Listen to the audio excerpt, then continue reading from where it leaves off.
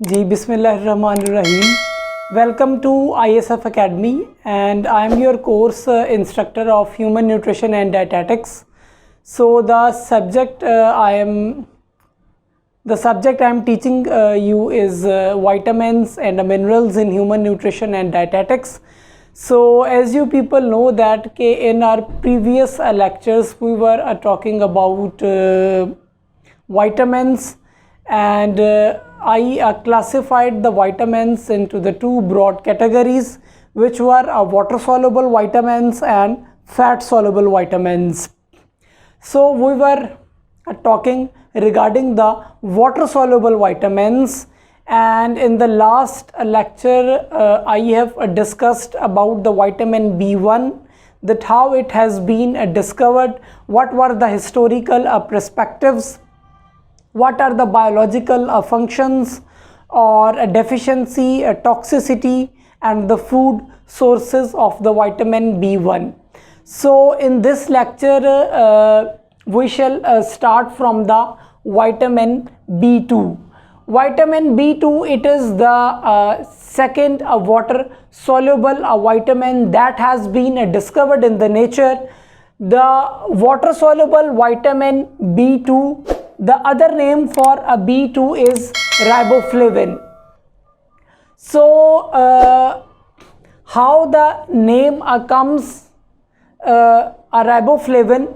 The name riboflavin basically comes from its yellow color. In a Latin, flavin means a yellow. So this is the reason that why a vitamin B2 is known as a riboflavin, because in a Latin, flavin means a yellow. So due to this reason it is known as a riboflavin. Furthermore, in addition, the vitamin B2 basically it is a component of the two key enzymes.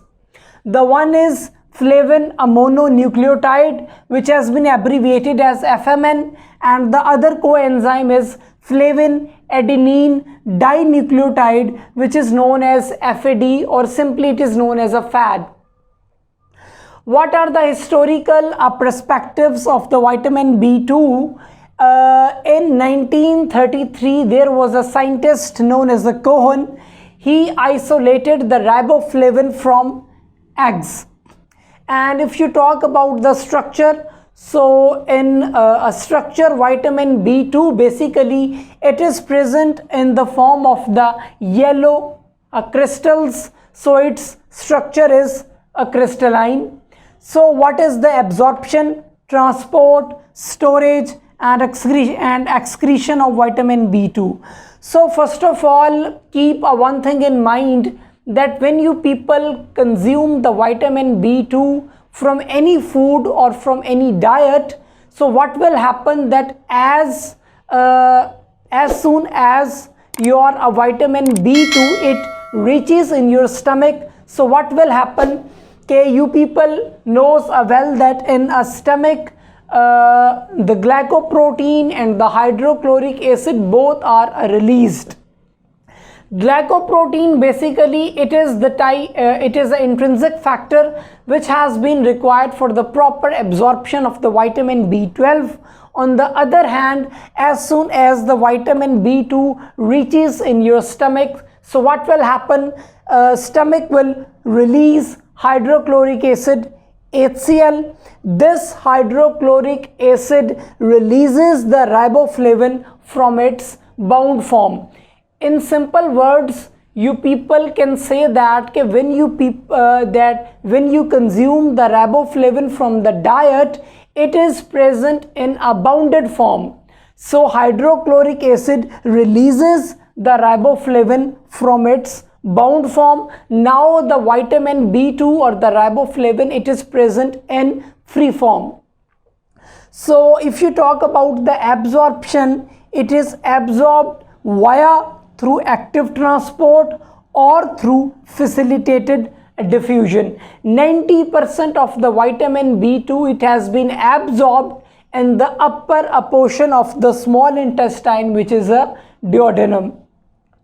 So if you people discuss about the transportation, that how it has been transported. So the vitamin B2 or the riboflavin, it is transported via carrier of protein in the blood. Basically in your blood there are a carrier or the transporting proteins through which your vitamin B2 it has been transported in the blood. So now comes the question that how or where it has been stored. So you people can say that after a transportation in your blood, the vitamin B2 basically it is converted into the coenzymes, and you people know that coenzymes, they participate or they assist the enzymes that are involved in the metabolic reactions. So it is here converted into the coenzymes. The one is FMN and the other one is the FAD, which has already been discussed here.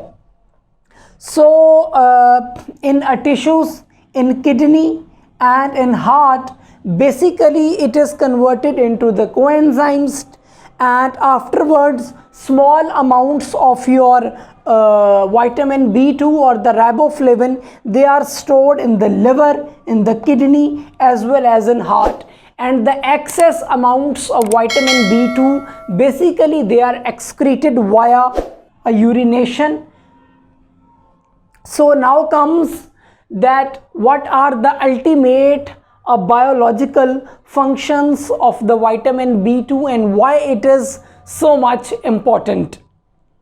So first of all, as you people know, the breakdown of the fatty acids, this metabolic pathway is known as a beta oxidation. So vitamin B2 it also participates in the breakdown of fatty acids, and this cycle is known as a beta oxidation. So vitamin B2 participates in a beta oxidation. Then when fatty acids are broken down, they enters into the acetyl-CoA, then acetyl-CoA enters into the citric acid cycle, which is also known as a tricarboxylic acid cycle, or simply it is known as a TCA cycle.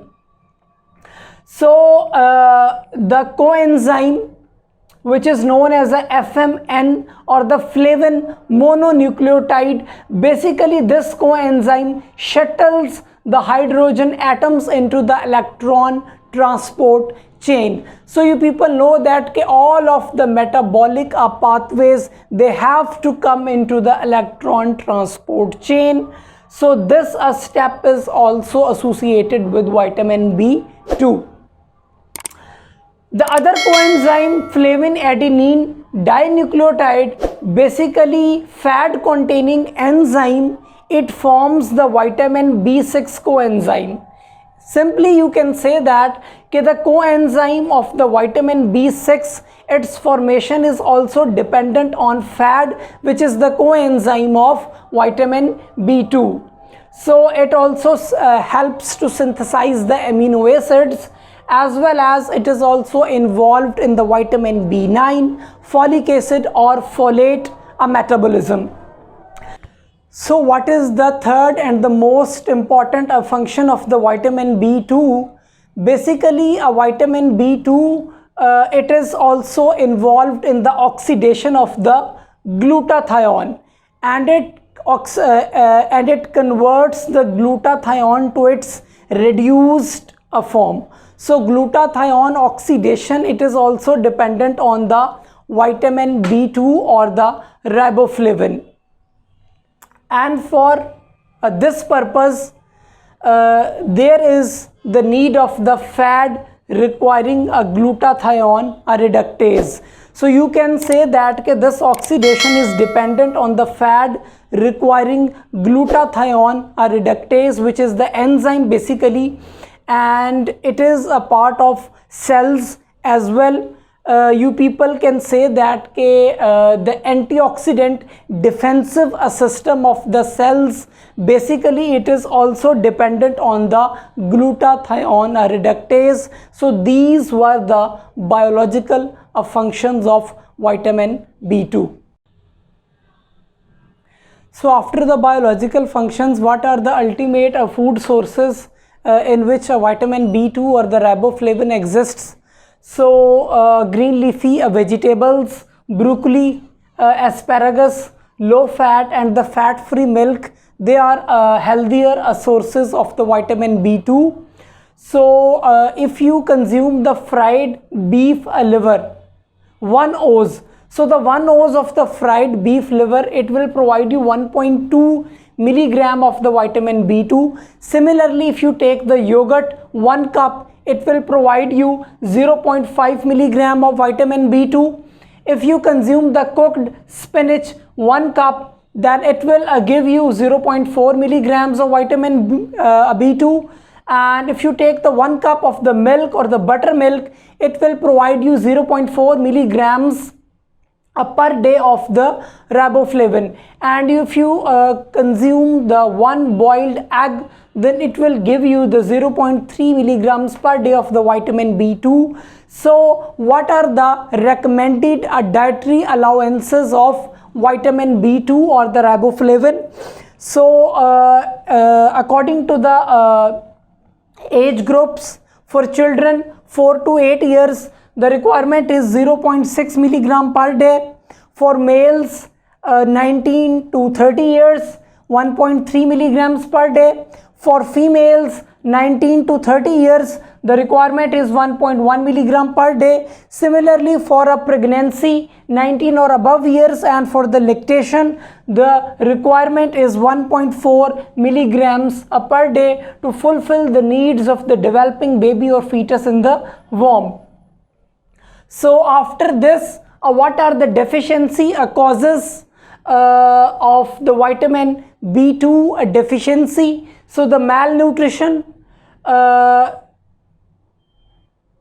decreased absorption, that a vitamin B2 is not fully absorbed, and third is the increased excretion of the vitamin B2. So what is the diagnostic testing of the vitamin B2 deficiency, through which you people can diagnose that either vitamin B2 is deficient or not? So the diagnostic testing is glutathione reductase levels. So what is overall a deficiency of the vitamin B2? There is the appearance of the white patches around the skin of your nose, eyes and mouth, as well as your skin appearance becomes red, scaly or the painful. And the second or the third deficiency diseases are angular stomatitis and achulosis. It is the development of the white cracks and patches around your lips or overall your mouth as well as your tongue. And the last one is the riboflavinosis, as well as the decreased production of the red blood cells, which is known as anemia. No toxicity of riboflavin vitamin B2 has been noticed.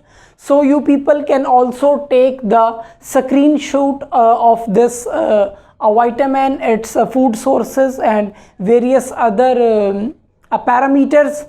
So this lecture was overall about the vitamin B2, that how it was discovered, historical perspectives, functions, deficiency, toxicity, recommended dietary allowances, food sources. I hope that all of you well understand the lecture. So my last message is that eat well, stay healthy and enjoy your lives. Assalamu alaikum. Allah Hafiz.